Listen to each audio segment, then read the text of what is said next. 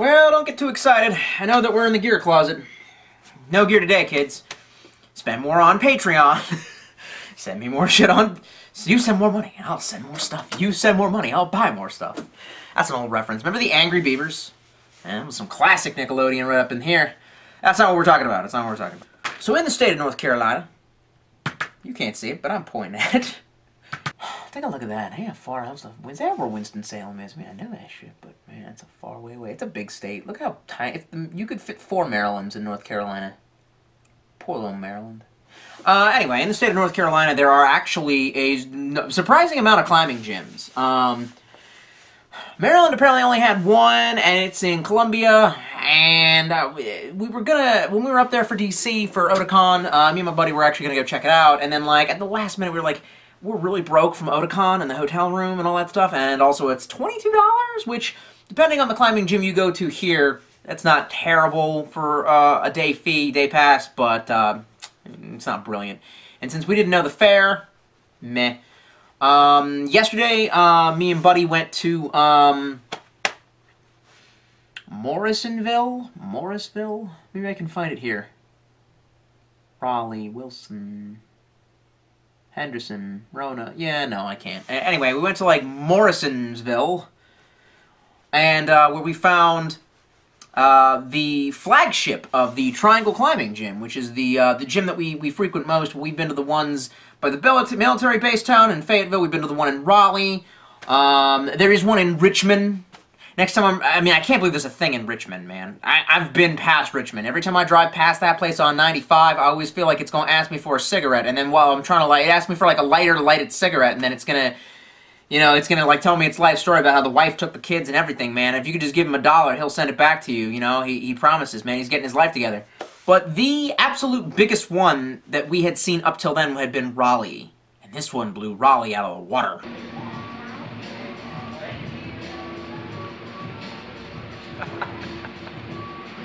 60 feet, bro. 60 feet. Ooh, good golly, Miss Molly. 60-foot rock wall. Woo! 30 foot is the highest that I had been before, and this was twice as big, which is insane. We pulled up to that thing, and we saw that it was 4 stories, and I counted, I was like, 1, 2, 3, and then I realized, nope, there's a gap in those windows. 1, 2, 3, 4 stories. And I said, that better be, the inside of that better be the height of the rock wall, and it was. Oh, it was. Unfortunately, took us down a peg, man. Definitely took us down a peg. It was exciting, and I charged up. I did something I never do, which I bought one of the overpriced Red Bulls they had, like a little freezer there, man. And I was like, all right, here we go. And I tried to psych up for it, and I think we started off with a 5.8 plus, and I got, like...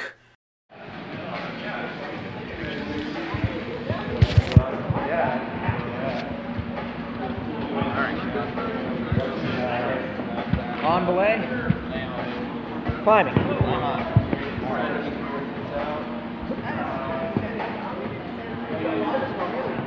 yellow ones? Yep, yellow ones.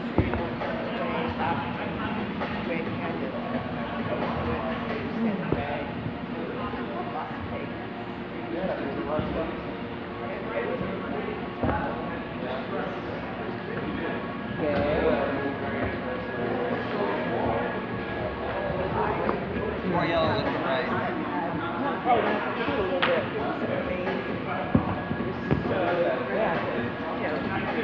Oh, I see.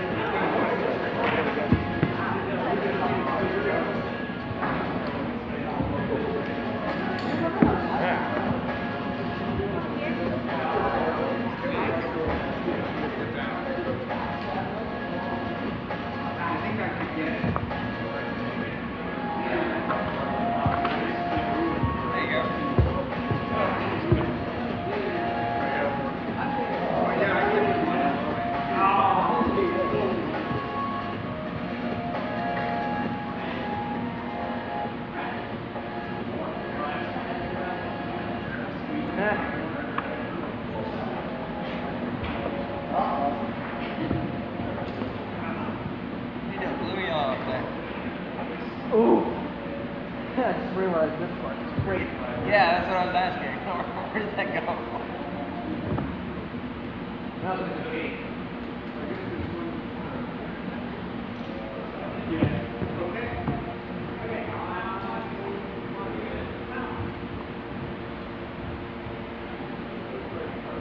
Gonna fall. Alright.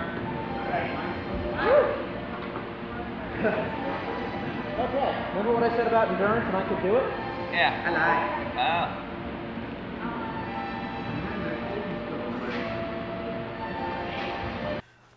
Not even halfway up. Maybe, well, okay, there was a 40-foot wall, there was the 60-foot wall, and there's all the walls above, which are like maybe 20 feet, and then there was another room with some bouldering, some really decent bouldering, and some extra walls in there. Biggest, most amazing climbing gym I've ever been to be honest. And I've been to like 4 of them now? Yeah. Kind of reminds me a little bit of, fuck. This is my old hiking pack. I actually, I owe this to somebody. I keep on meaning to send it to him. Sam, if you're watching this, one day. Although I lost some hiking, I got all the Pokemon badges. And that's actually kind of what this reminds us of, you know what I mean? Like, we literally were standing there kind of looking at it, and I looked over, and as soon as I couldn't complete, like, the 5-8 on the first wall, I told my buddy, I was like, this is where the Elite Four come. I tried on that 60-foot wall, I tried a 5-5, which was, like, pathetic. And I still couldn't do it because of the stamina issue. And be careful with the performance social media. Hit or miss. I guess they never miss. Huh? Not June. Reel me in. Oh, 22-year-old boomer. What did I tell you about? What called that? What did I tell you about playing on them hooks, boy? We were a good fight. Oh, we are on the hooks. Yeah. Yep.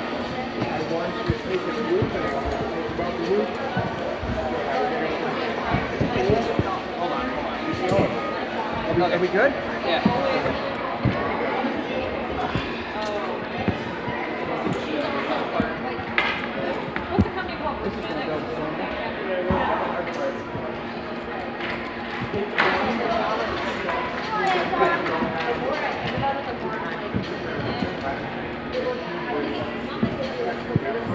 Keep reeling. Yep, working on it. I haven't stopped reeling.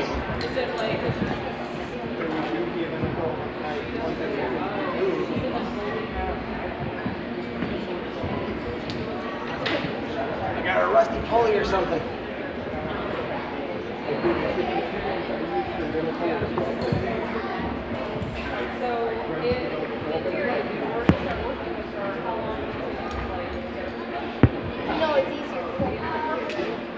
I was taught how to do that.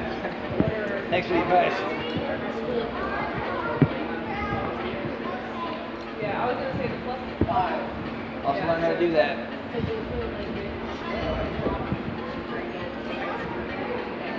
I'm going to rest here.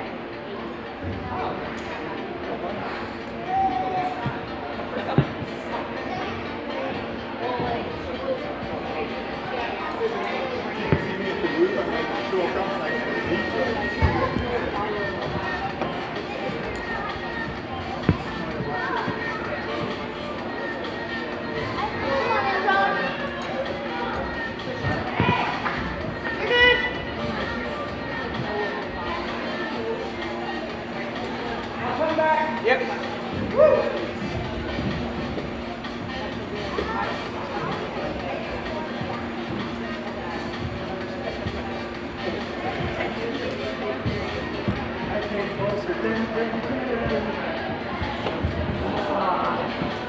Ropes are chewing up my hands more than the walls are today. Well, that sucks.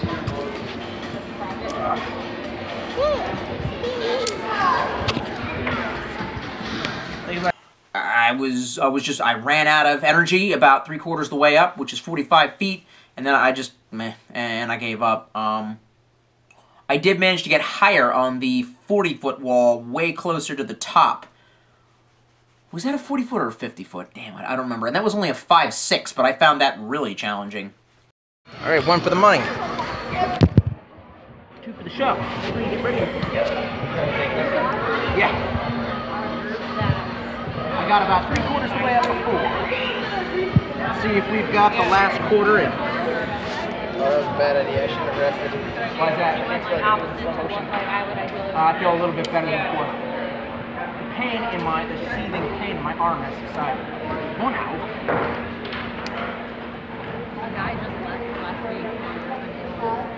I think you told me about that.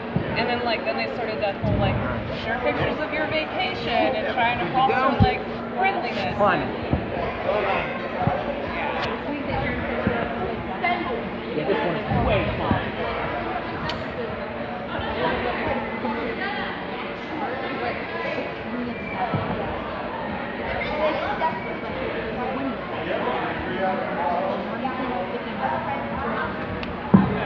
Well, my desk at Cineos, I made sure that everyone knew I hated being there because the only thing that was on that desk was the computer, the mouse, and the monitor.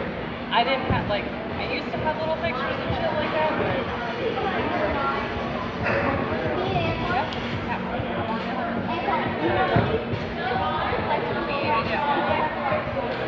see you later. We've done this round so many times. What am I doing? I don't even know where the stuff holds are anymore.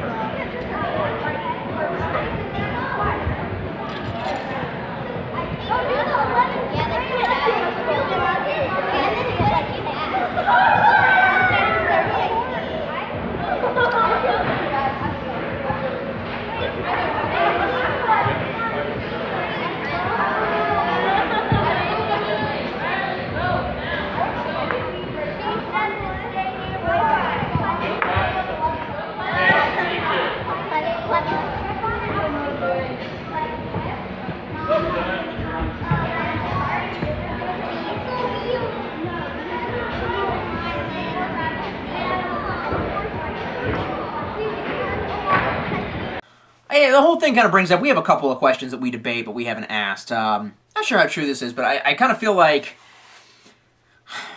climbing is a little inaccessible, and I think some of the people that practice it are kind of elitist. Couple examples, man. Those walls were pretty close together, and at a couple different points I came into close contact with other climbers, one of which I was coming up from behind, and one of which was coming up from behind me. As somebody who has jogged a lot, I am very familiar with the on your left. I will do that if I am walking past somebody. And the person who was climbing up beneath me did not give me an on your left, and when I gave the person I was climbing up next to on their left, or I was on their right, but essentially I told them, hey, coming up behind you, don't get spooked. They kind of just looked at me like what? And ironically, man, my smartphone is definitely listening into everything that I say, which isn't creepy or dystopian at all. But this morning I saw a video of an actual free climber, good word, passing up somebody. Looked like they were a couple hundred feet in the air, and the dude didn't even say, excuse me. And you can argue, oh, I'm just like, you know, you're just really in the zone, I'm just really focusing on that. And I'm like, brah, if not spooking people or people being aware of you is the thing that's required kind of on the trail, like on bicycle and hike and you know, running trails, then I feel like that's some etiquette that could be introduced into the climbing world. But anyway, and there's been a few other instances. I've talked to some climbers who were out at Crowder's Mountain, and when I called their rope a cord. You know, I was just like, yeah, so I see you're trying to, like, you're belaying the cord there, you're running the cord reverse. And she was like, why do you call it a cord? And I'm like, because that's what it is. I mean, it would be different if it was the difference between clip and magazine, because there is such a thing in the gun world as a clip. And, you know, I don't know, if you ask someone, hey, can you give me a clip, and then, you know, you got sold a stripper clip, you might be a little upset, you know, if you wanted your 308s to come in a magazine instead. I don't know, whatever. A couple of things. At one time, there was I was just hiking past, and I didn't interrupt anybody. I just was watching them for a bit. I got mean-mugged by some people who were climbing, and I'm just like, okay, well, here's the thing. my taxes pay for this part too, so I don't know what to do for you. Anyway, so we don't, I don't know, we don't really, me and my partner, we've talked about this between ourselves. We haven't really asked a lot of people. Every so often we question some of the experts at the gym, but there's been a variety of stuff that's come up. So, like, the first thing we wondered was, how much do your shoes affect your performance? We feel like there's a lot of, like, performance fluctuation. And that could be a variety of things. We've thought, is it the ratings? You know what I mean? Because, like, we've noticed that certain gyms rate things easier, and certain gyms rate very similar feeling routes much harder. And we don't know how universal that standard is. The one thing that we kind of came to the conclusion was the ratings in the climbing guides for mountains must be a lot more on point, on the grounds that that's a mountain, you don't change the grips around on it, it's been there for a long time, and many people have done said route, and they've probably aggregated all of their you know, their scores for that route.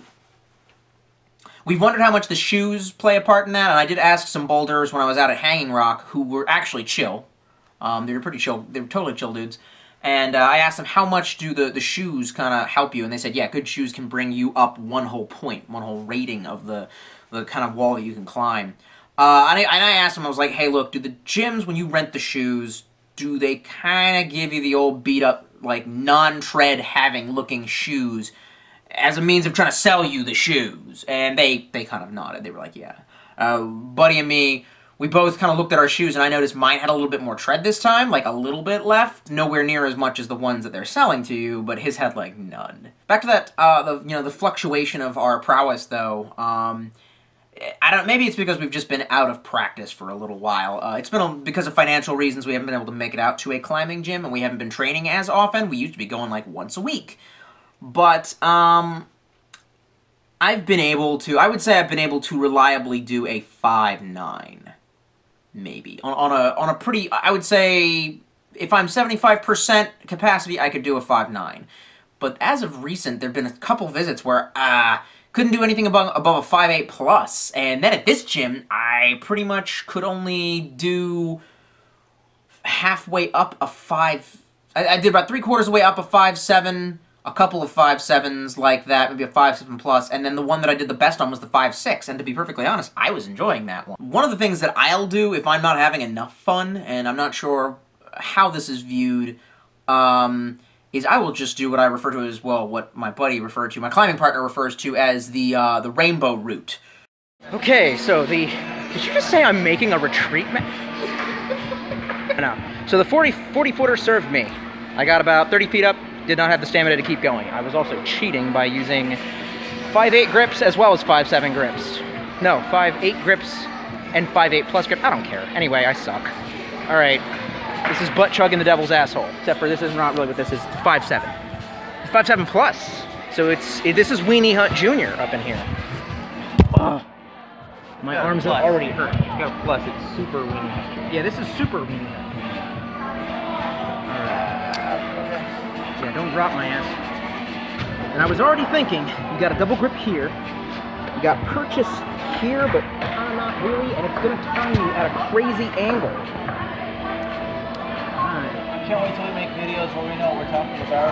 Yeah, me too. It's been years. It's never happened. Alright. We're millennials. Are we allowed to know what we're talking about? No.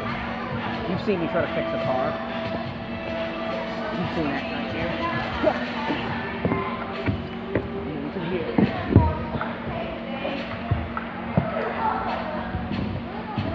Foot goes on top of that. Okay, that grip sucks. Cheating already because I don't care.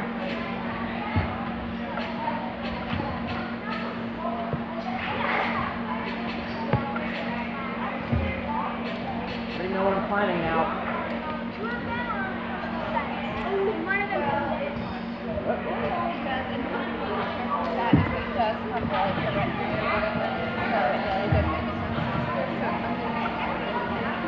Try to reel me in as tight as you can. Yep. Thanks. Alright, a little hard to tell with the pulley. Yeah, you're right. Just assume. Yeah. Pink one? Yeah.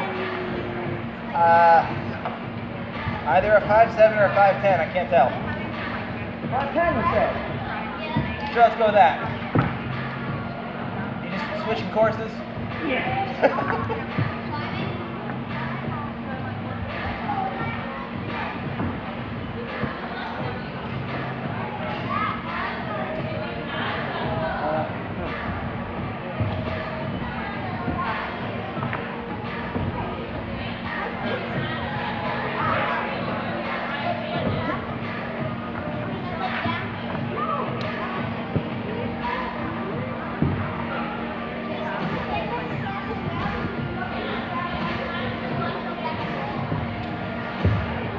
I see we're doing a rainbow course today.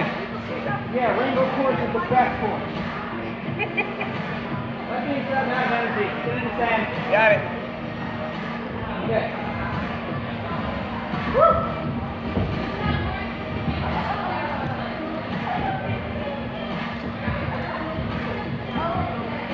Careful your phone.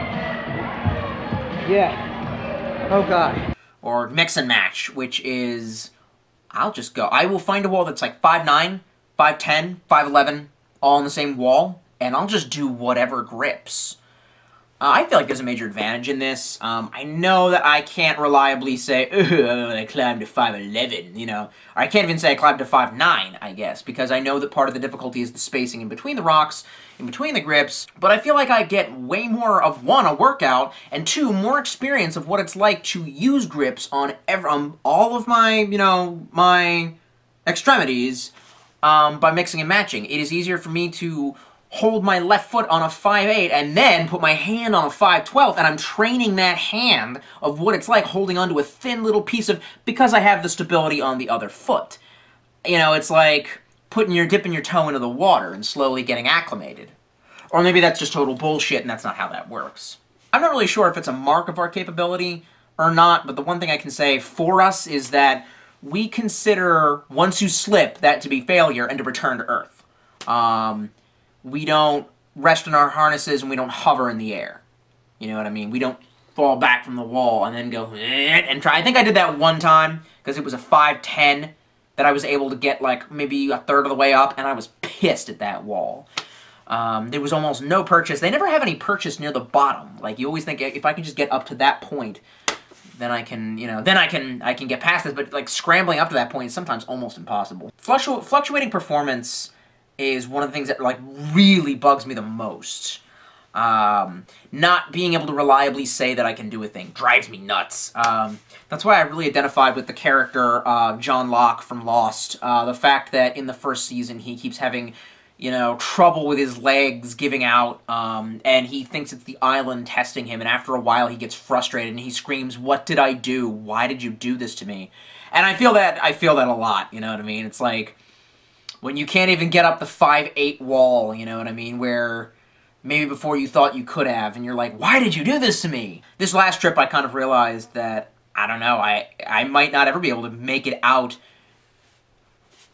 into real rock climbing, you know, out into the mountains, out into rock face, just sheer rock wall. If I can't get my game up to reliably a 5'9", rock climbing's probably just not going to be a thing. You know, they said 5'8" is pretty much the lowest you're going to see out there, and that's what I noticed with the climbing guide for Pilot Mountain. But I didn't fret too much. One of the things that may have been hindering me was the biceps. The biceps. These are super sore right now, and I don't know if I strained them. I know that my left, I did heavy chest and arms day on Sunday, and I got it in good. And I was trying out a new curl machine, because I sometimes feel like, well, I know that I'm robbing myself of my biceps of the workout a lot of times when I will pick up a barbell and start doing curls.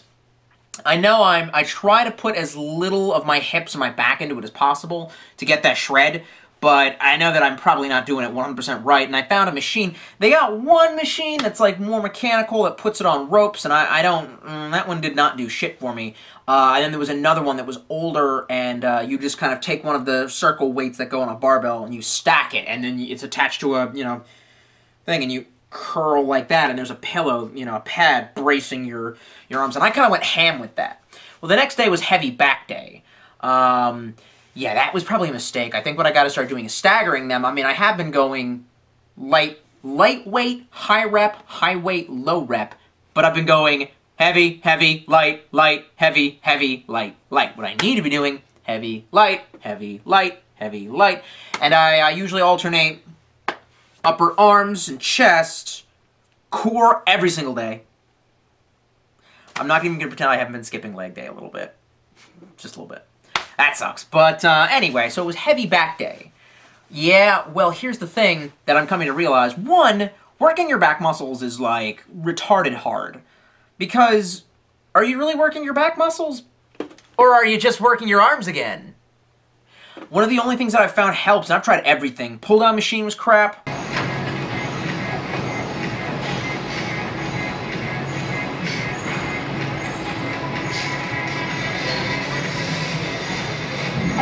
Pull-ups.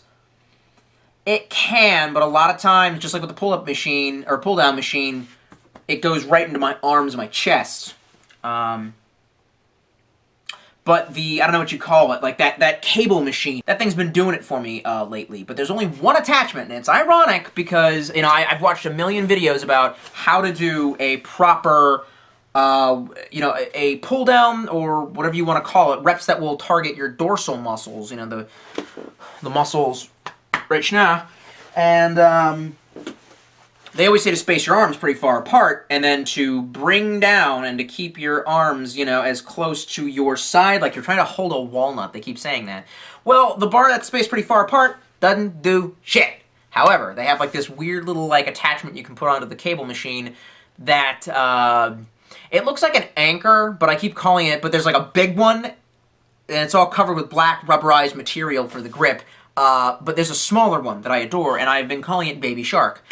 Baby Shark. So, one time I couldn't find it, and I kind of went like full, where is she? And there's even people taking off their headphones going like, what are you looking for? And I'm like, Baby Shark! You know, and everyone thinks that I'm crazy there. Which is fine, I don't care. Anyway, and I've been finding that kind of doing those, yeah, pulling down. But for some reason, last time, as soon as I got to the, whatever you want to call it, this is the fly machine if you're doing it this way, but if you were pushing out and working your back muscle, I sew something, you know, these ones right here, right beneath your neck, right beneath the nape of your neck. Started feeling a lot of strain in, I think I might have pulled the muscle in the bicep. But then again, this one is also hella sore. And I thought that having a single day of rest before the climbing gym would have helped. And then I started climbing, and I could easily feel it kind of injuring itself. But I was so in awe of the awesome fair, the climbing fair there, that I kind of just went dumb with it. So that may have been hindering me. I don't know. I'm a little butthurt now because it's like I feel like I'm in limbo because I'm not going to be able to work out for like the next 3 days at least. At least I didn't get super critically injured. There was one point where one of the splits that they wanted, the banana split they wanted me to do, in order to put my leg over, you know, here while also getting my hand over it, was kind of feeling like it was going to pull my, like, hip joint out of the damn socket. And that's happened to me before. And it fucked me up for quite some time. So that's something that I really need to get done again. I think it might also help if I took up yoga. Because yoga, I've heard, overlaps with climbing in the sense that it's a very similar exercise, it's a very similar workout. It is holding muscles in stress positions and trying to maximize your flexibility while doing so. So maybe I'll give that a shot. I'm also surprised that it might also, my difficulty in climbing might also have to do with the fact that I've increased in weight. I'd like to believe this is muscle. I don't know if it's fat. I need to get that stupid. What was it last time? I was at like 19% body fat, which is not amazing, but it's not wonderful. But then again, genetics. I don't want to be that guy who's like, fat acceptance, and it's genetic that I eat 19 pizzas a day. But like, brah, I've been meal prepping, I've been eating spinach, chicken, and rice with two cups of rice in the whole dang crock pot. It's mostly spinach and chicken. You know what I mean? I've done the keto diet. The day before the climbing gym, which was 2 days ago, I ran 7 miles. You know, and it's like, no matter what, I'm still fat. I feel like that meme from Family Guy, that thing where he's like, I don't know, I don't know who the actor is, where he was like, you know, they set up the cutaway, and you're about as bad as blah, blah, blah. I'm wondering if it was the guy from Breaking Bad who was the DEA cousin, and it was just like, you know the difference between you and me, scumbag? No matter how in shape I get, I will never be in shape.